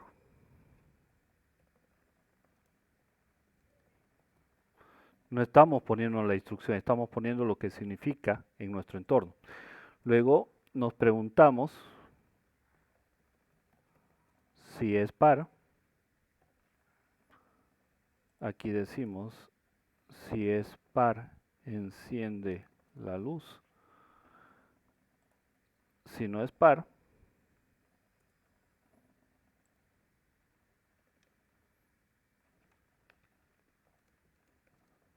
apaga.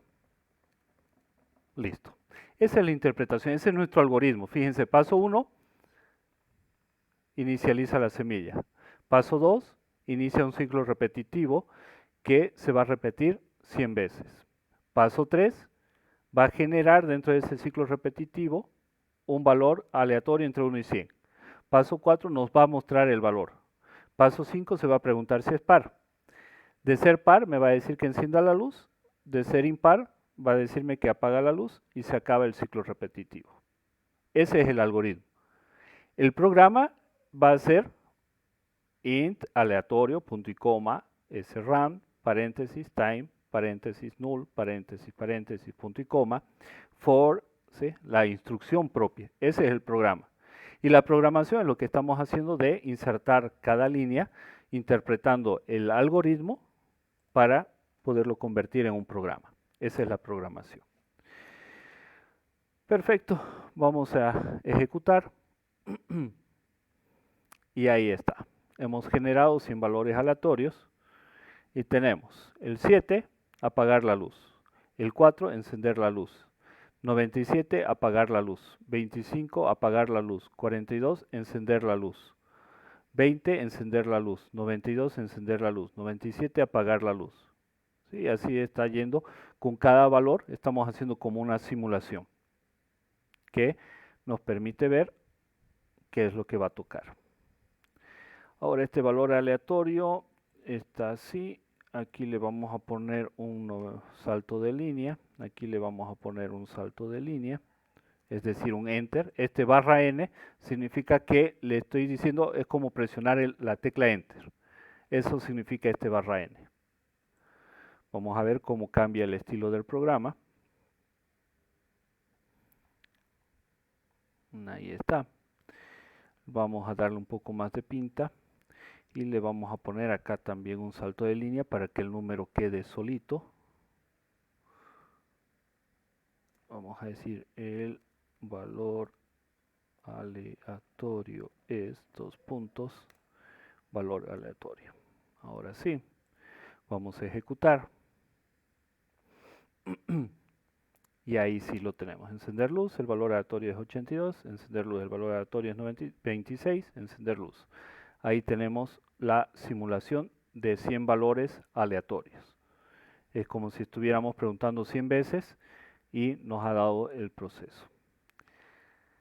¿Más o menos se entendió esto? ¿Se va entendiendo? Sí, ingeniero. Sí, ingeniero, Claro. se entiende. Perfecto. Si hay alguna pregunta, por favor, háganla, que vamos a intentar siempre responderla.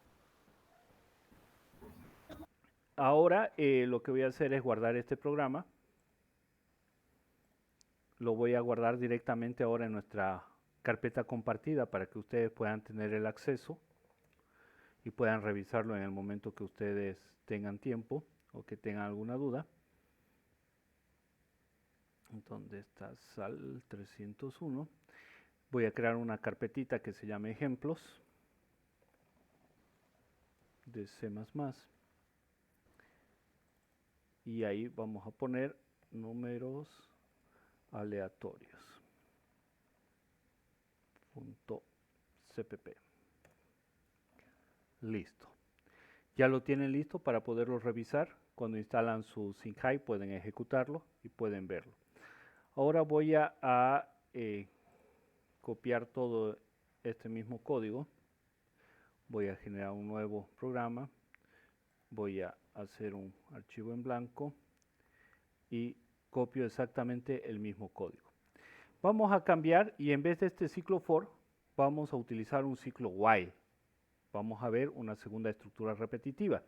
Vamos a decir, bueno, si yo quiero generar lo mismo con una estructura while, una estructura mientras, me dice que mientras se asegura al inicio, mientras el valor está dentro de un rango, va a ejecutar el código que está dentro de la estructura. Vamos a mantener exactamente el mismo código desde el inicio hasta el fin. Lo único que ahora va a ser un ciclo while. Por si acaso, esto mismo es en Java, por ejemplo. Para los que les gusta Java, debería funcionarles de igual manera, lo único que hay que llamar a los objetos, ¿no? Bien, vamos a quitar el encabezado del ciclo for porque ahora vamos a hacer el while. El ciclo while tiene esta forma, la palabra reservada while, la condición y el código que se va a ejecutar. Mi condición es un conteo, quiero repetir 100 veces, por lo tanto ahora necesito, fíjense cómo ahora cambia, necesito una variable que me haga el conteo. Podría llamarla ahí, pero nosotros la vamos a llamar conteo para relacionarla. Y vamos a decir que inicialmente conteo va a tomar el valor de 1. Y le vamos a decir que mientras conteo sea menor o igual a 100, porque estoy iniciando en 1, va a hacer lo que está dentro del inicio y el fin de mi estructura. ¿Qué me falta hacer? Decirle de cuánto en cuánto va a ir caminando conteo, cuántos pasos va a dar a la vez.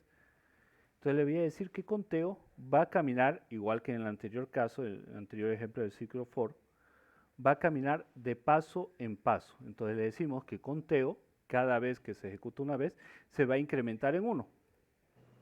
Por lo tanto, le decimos conteo toma el valor de conteo más 1. Por lo tanto, va a ir caminando de paso en paso.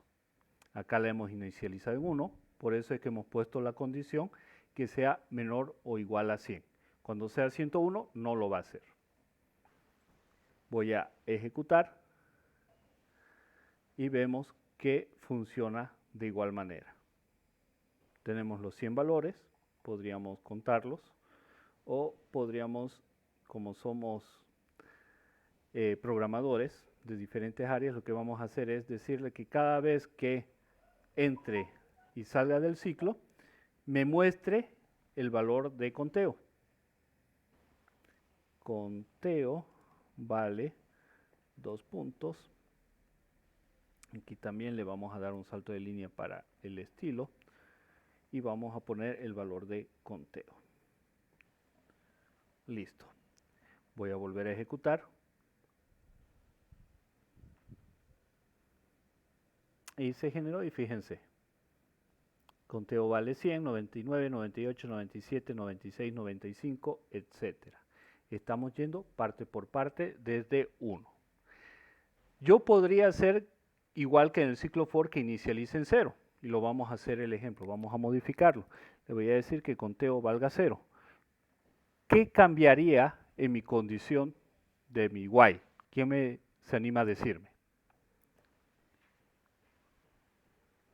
Que sea hasta 99. Hasta Que sea 99. menor, que sea menor que 100 solamente. Perfecto, cualquiera de las dos está bien. Puedo decirle menor o igual a 99 o simplemente puedo decirles menor que 100. En cualquiera de los dos casos debería funcionar de la misma manera y lo vamos a ver. Vamos a hacer primero menor o igual a 99. Vamos a ejecutar. Y ahí tenemos, perdón, alguien está queriendo conectarse. Ahí está. Aquí está Sinjai y ahí La vamos. diferencia, compañero, sería la cantidad de veces que se ha ejecutado, ¿no? ¿Me repite su pregunta, por favor?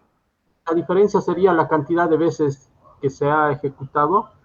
En ambos casos se va a ejecutar 100 veces. Lo único que en un caso va a empezar a contar desde el 0. El 0 va a ser nuestra primera instancia. Vamos a verlo en este momento. Aquí inicia a contar en 0. Y para llegar al 100 tiene que contar hasta 99. Por lo tanto, el último valor que va a contar es el 99. Perdón, me pasé aquí. Ah, es que anteriormente era menor o igual a 100, ¿no? Así es, correcto. Ah, eso me olvidé. Ah, Sí, ya, gracias. aquí está el 99. Ahora vamos a poner la otra condición que dijeron. Simplemente dejar el 100 y solamente que sea menor.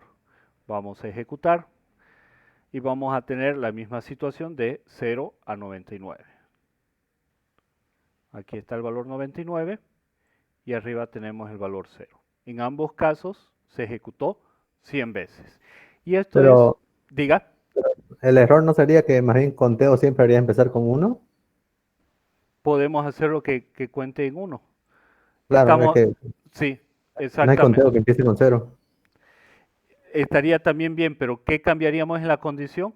De que aquí tendría que ser menor o igual. ¿Por qué? Porque tiene que llegar hasta el 100. Si no, no va a contar las 100 veces. Sí. Cualquiera de las formas que hemos hecho es correcta. ya es correcta de cualquiera de esas maneras. Eso depende de cómo nosotros como desarrolladores, somos nosotros quienes estamos utilizando nuestro criterio, nuestra creatividad para desarrollar ese programa. Claro, pero ahí se ve más limpio porque no vamos a estar siempre en cada cálculo -1, -1. Bueno, en realidad lo legal es que según lo que es la programación, los lenguajes de programación, sí o sí deberíamos iniciar en el valor 0, por regla. Eso es lo correcto. Porque el sistema decimal, el sistema binario, cualquiera de los sistemas de numeración inician en 0, no inician en 1. El menor valor es el 0. Por lo tanto, deberíamos inicializar siempre en 0 para contar. Nosotros deberíamos contar para los 10 dedos 0, 1, 2, 3, 4, 5, 6, 7, 8 y 9. Lo malo es que siempre nos hemos acostumbrado a contar desde el valor de existencia, que es el 1.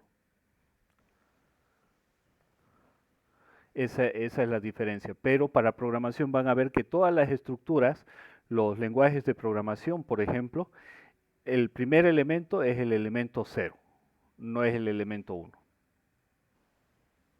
Eso lo vamos a ver cuando estemos viendo los arreglos, las cadenas y las matrices. El primer elemento siempre va a ser el elemento 0. Sí, para las matrices más que todo. Así es. Bien. Ahora vamos a hacer un tercer ejemplo. Si no hay más preguntas, voy a copiar exactamente el mismo código. Y lo que vamos a hacer es hacer ahora un ciclo do while. Un ciclo do while empieza con la palabra reservada do, desde. Lo que hacemos es hacer primero el código y después recién se pregunta, ¿será que lo he hecho bien? Por lo tanto, el while va en la parte inferior y viene un punto y coma. Conteo, vamos a poner la condición menor a 100 y vamos a inicializar en 0. ¿De acuerdo? Vamos a ver qué es lo que pasa, si realmente es así o no es así. Vamos a ejecutar. Y así fue. Entonces, el do while del lenguaje C++ vuelve a ejecutar, ¿sí? Vuelve al inicio cuando la condición se cumpla. Sin embargo, cuando hemos aprendido en ciencias de la computación el ciclo do while, decimos que cuando era falso, regresaba. Esa lógica es la que tenemos que tener cuidado. Ya más adelante vamos a hacer más ejemplos y se va a ir afianzando este concepto, pero recordemos que el ciclo do while en C++ también vuelve a entrar cuando es verdadera la condición. Cuando conteo, en este caso, es menor a 100, para hacerla 100 veces. Es la misma esencia, el mismo código, lo único que cambia la pregunta. Ahora, fíjense, yo voy a ejecutar y ahora me voy a ir a mi primer elemento. Llegamos hasta el 99 y empezamos en 0. ¿Sí? Pero ¿qué pasaría si lo que nosotros estamos trabajando es una pregunta? Y eso es lo que vamos a ver el día de mañana. ¿Ya? Ahorita estamos trabajando con valores y mañana lo vamos a trabajar como si fuese una pregunta. Entonces estoy subiéndolo también a la carpeta compartida, números aleatorios.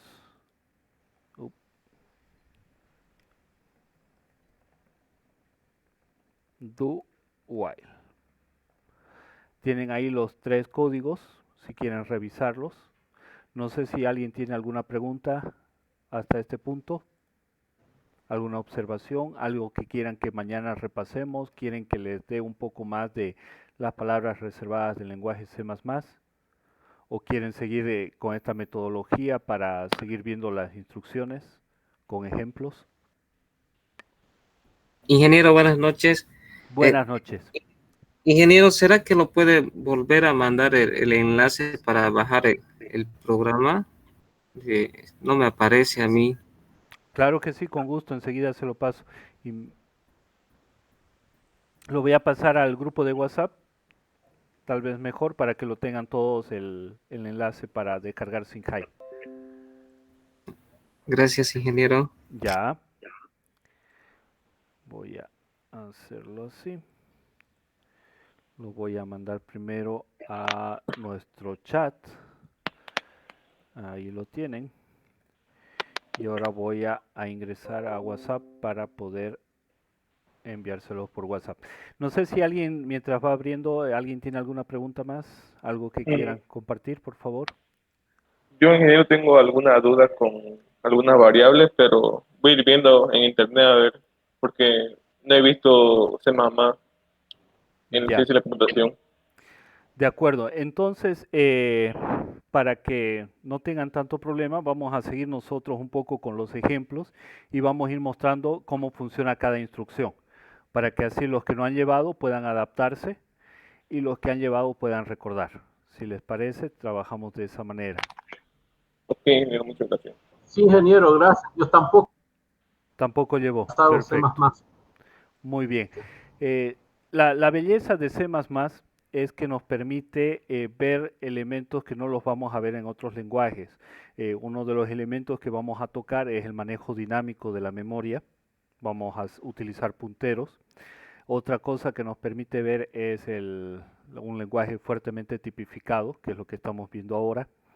También nos permite ver algunas instrucciones de sistema que vamos a por ahí tocar para que ustedes puedan revisar y tener conocimiento que con lenguajes C++ se puede hacer ese tipo de matufias con el computador para cuando les toque en el trabajo hacer alguna de estas cosas tengan la idea de qué herramientas pueden utilizar.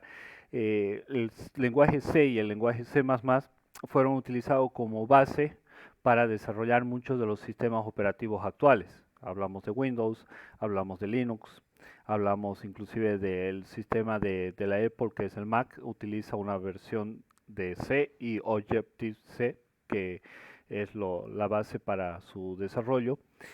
Tenemos Unix, que también está relacionado de manera muy fuerte con el lenguaje C y el lenguaje C++, por lo tanto es muy, muy especial, ¿no? como lenguaje de programación por las bondades que presenta y por la aplicación que ha tenido hasta ahora. Android, que es el sistema operativo más utilizado en el planeta, también utiliza lenguaje en sus orígenes, el lenguaje C y el lenguaje C++.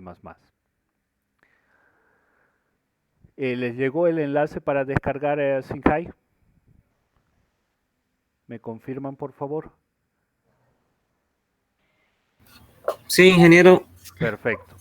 Yo los videos los termino esta noche para instalar el IDLE de Python también y mañana se los comparto para que ustedes el fin de semana puedan ir haciendo con calma la instalación, ¿de acuerdo? Bien, ¿hay alguna otra pregunta? Dígame, Ángel. Gracias, no, dije. Ya, listo, gracias. ¿Hay alguna otra pregunta, jóvenes? Voy a volver a sacar capturas para ver las personas presentes. Quería preguntar qué son los punteros.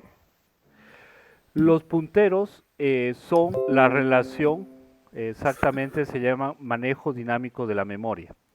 Lo que nos permite es manejar la memoria RAM, ya los registros de la computadora de manera física, es decir, con la dirección misma del circuito dentro de la placa. Vamos a poder relacionar a exactamente lo que está en la memoria RAM, en la posición de memoria, por ejemplo, número 1. Vamos a decirle, quiero ver lo que está escrito exactamente en esa porción de memoria. Eso nos permite hacer los punteros, el manejo dinámico de la memoria. Les voy a mostrar un ejemplo para ello. Vamos a crear una plantilla, utilizar plantilla, vamos a hacer lenguaje C en blanco. Voy a declarar un puntero. Un puntero es también una variable, puedo interpretarla como entera, flotante, carácter. Normalmente para el efecto de matrix utilizamos el tipo de dato carácter, que utiliza un byte. Vamos a llamarle a la variable valor. Y lo que hacemos es declararla con un asterisco por delante. Esto quiere decir que es un puntero. Es un tipo de variable especial. Vamos directamente a la porción de memoria. Yo puedo mostrar el contenido o puedo mostrar la dirección que estoy revisando. Por ejemplo, el contenedor valor está en esta porción de memoria. Pero el contenido de ese valor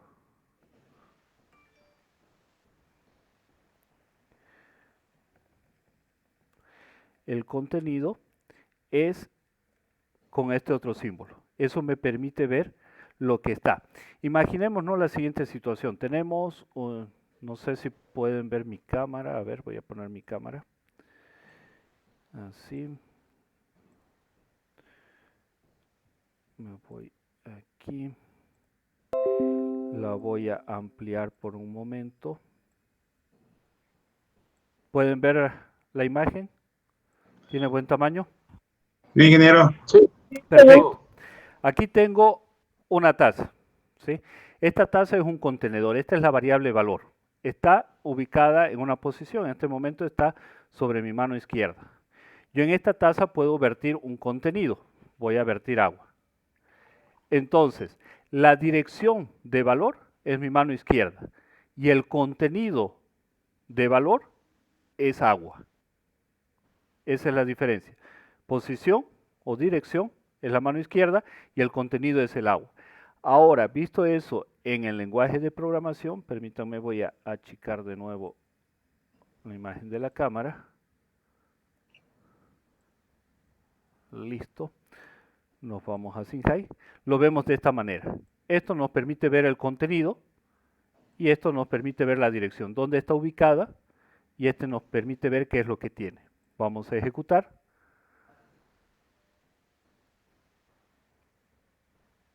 Entonces, fíjense. Perdón, está al revés. La dirección y el contenido. Este es el contenido y esta es la dirección. Lo dije al revés, disculpen. La dirección es 0x. 0x quiere decir que está escrito en hexadecimal. Por lo tanto, la dirección de memoria RAM, exactamente el circuito donde está esa información, es la 71FF0C. Y ese es el contenido. Y ahora, para cerrar, vamos a anular esto. Voy a hacer un ciclo while infinito.